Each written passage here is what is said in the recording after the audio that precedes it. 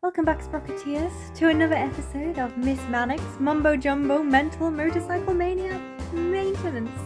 I think that's the easiest way to describe it at this point. So, last week on Safi Sprocket, I decided to have a go at my first time doing motorcycle maintenance. Somehow I don't think that's safe.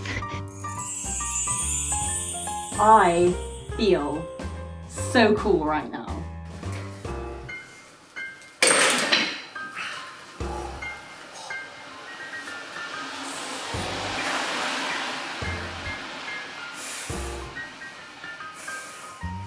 I'm gonna be honest with you guys. It's not going well. The tool I bought for my brake discs in order to be able to do them in the future, I accidentally bought a car one. I should have known really, because the description said it was compatible with Aldi cars, so... Oh no, okay, I'm gonna go wash my face, because now I've not got engine oil on my face. Oh dear, so I missed my train home from work this evening, which resulted in me losing a critical 2 hours time to work on my bike. So it's 10:15 at night. I am exhausted. It's Friday. Been working all week, super tired. And tomorrow morning I have to take my motorcycle to the garage to get new shoes. And it has to be the motorcycle garage for 9 a.m. My tyres are there. They've been delivered. Just need to get everything, put on the bike. Now, the issue is I've not finished assembling it. And it's 10 p.m. at night, so I'm about to go take my lazy clothes off and just put some old rags on and basically reassemble my bike at 10 p.m. on a Friday night. Because, what else do I have to do with my life? Okay, so finally got around to cleaning the case thingy that goes over the sprocket. I know this is probably completely pointless cleaning that because it's just gonna get gunked up, but there was literally layers upon layers of grease in there. Honestly, I could slice a knife through it, so I just figured while it's off I would just give it a little bit of a clean. It was pretty grim.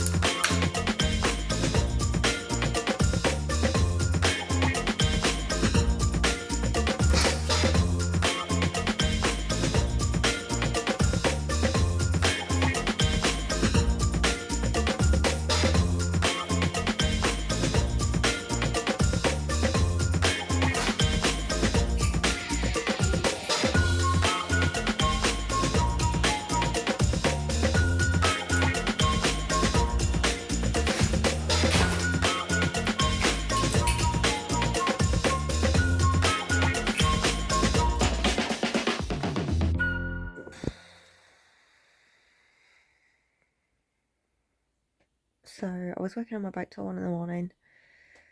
It's now 7:15. My alarm just went off. The self-hate has kicked in because I'm so sleepy. Oh gosh. So, but it's fine. It's fine.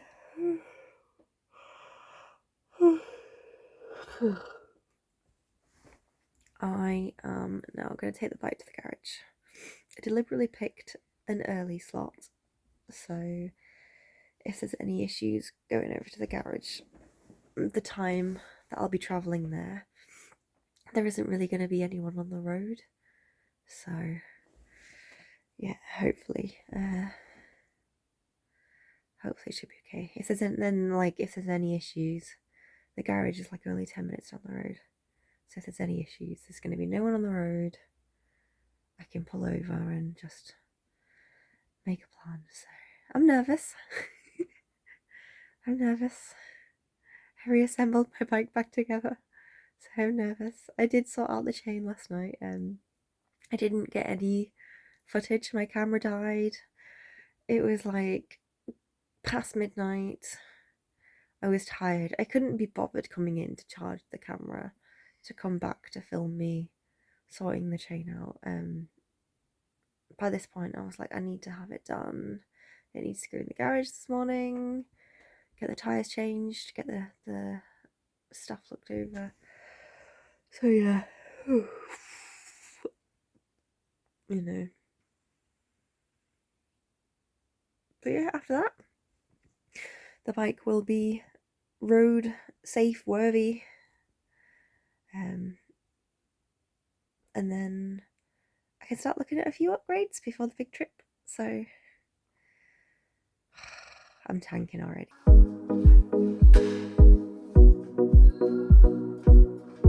At 9 a.m, I headed over to Bob's Bike Tires and I watched as Rocket finally got new shoes. Now, what you guys may not realise is that this is actually the very first time I've changed my tyres since I got this bike, so they've lasted me roughly 16 to 18 months. Now, I've cranked up a ridiculous amount of miles in that time. Given how long they lasted me, I decided to go for the exact same tyres that I had before, which are the Dunlop Mutants. Now, I originally got these because I was advised early on that they were a great all-rounder tyre and also really good for beginner riders. I think we can agree that I have used and abused these things an insane amount, so it made sense for me to opt for something that I know works and something I can rely on.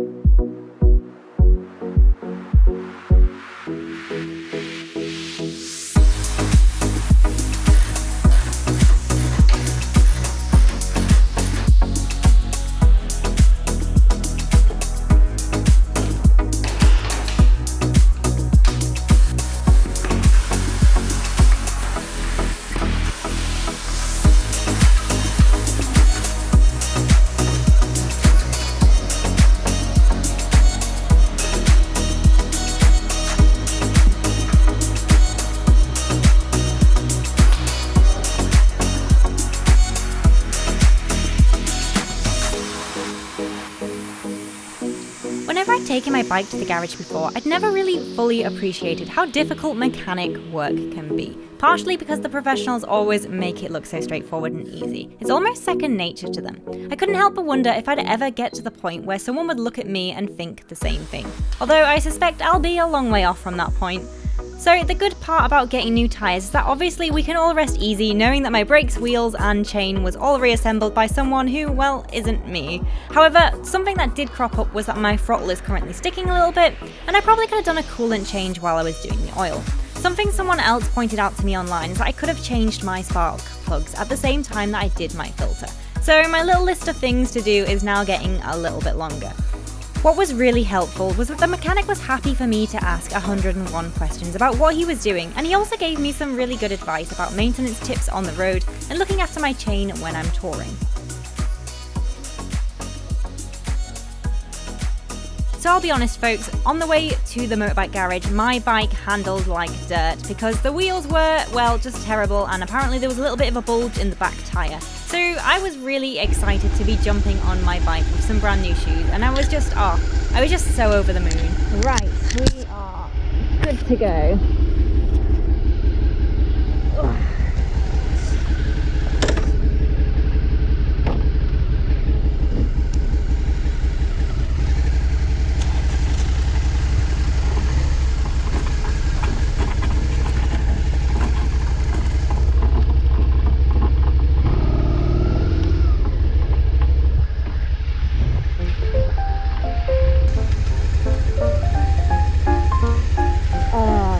It just feels so much better.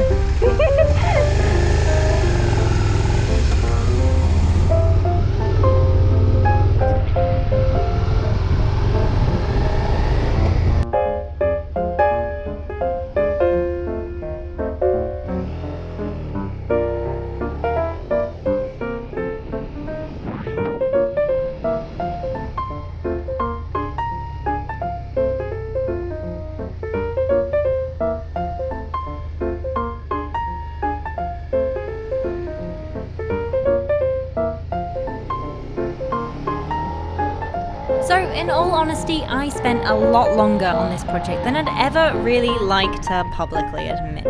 And Rocket has been off the road for a good few weeks. I forgot how exciting it felt to be back on my bike again, and already I was starting to think of a quick, cheeky weekend break before my big trip. However, for now I needed to get home and put Rocket on the optimizer because his battery was a little bit dead this morning. Oh, I love it.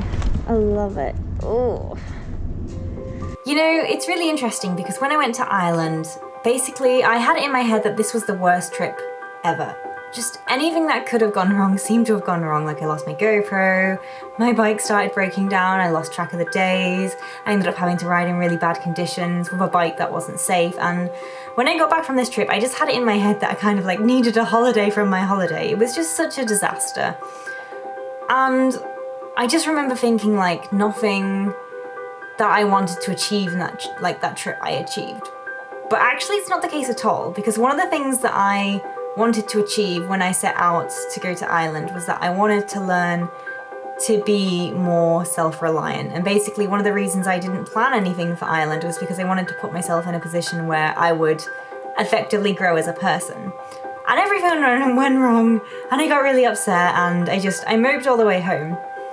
And then I look at the last few weeks and how, okay, Ireland was a disaster, but then look what came from it.